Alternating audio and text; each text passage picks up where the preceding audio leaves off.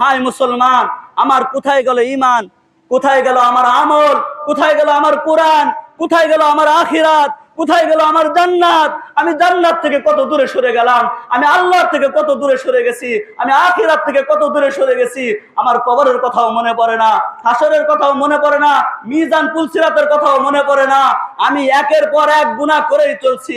একজনের টাকা মারতেছি, একজনের জায়গা দখল করতেছি, একজনের দুধের মধ্যে পানি দিতেছি, একজনকে ওজনে কম দিতেছি, একজনকে গালি দিয়ে কষ্ট দিতেছি, একজনের গীবত করে হক নষ্ট করতেছি, কিন্তু ক্ষমা চাওয়ার কোনো চিন্তা ভাবনা মাথায়ও নাই। ও বৃদ্ধ বাবাজিরা, ও যুবক ভাইয়েরা, তোমাদেরকে আমি জিজ্ঞাসা করতে চাই, আপনি যে অনবরত গুনাহ করেই চলছেন, গুনাহ করেই চলছেন, গুনাহ করেই চলছেন, মৃত্যু আসতে কয় সেকেন্ড লাগে বলেন? মিনিট লাগে, ঘন্টা লাগে, দিন লাগে? একটা সেকেন্ডের ব্যাপার, একটা সেকেন্ডের ব্যাপার। আপনি দৈনিক 24 ঘন্টা মানুষকে কষ্ট দিয়ে যাচ্ছেন, গুনাহ করে যাচ্ছেন।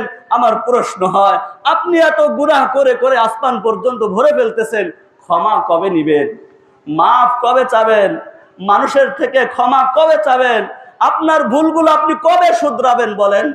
হঠাৎ যদি আপনার মৃত্যু হাজির হয়ে যায়, চক্ষুটা যদি বন্ধ হয়ে যায়, গোটা দুনিয়া অন্ধকার হয়ে যাবে, গোটা দুনিয়া অন্ধকার হয়ে যাবে। ক্ষমা নেওয়ার সময় পাবেন না, মাপ চাওয়ার সময় পাবেন না। বন্ধু কারো কাছে যাওয়ার মতো শক্তিও আপনার থাকবে না, কাউকে খবর দিবেন সেই সুযোগ আপনি পাবেন না। অতএব এখনই সময়, এই মজলিস থেকে নিয়ত করতে হবে, এই মজলিস গুনাহ মাফের মজলিস, এই মজলিস কান্নার মজলিস, এই মজলিস জান্নাত অর্জনের মজলিস।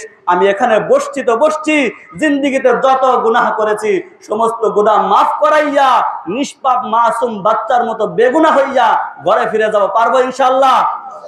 আল্লাহ তাআলা আমাদের সবাইকে তৌফিক দান করেন।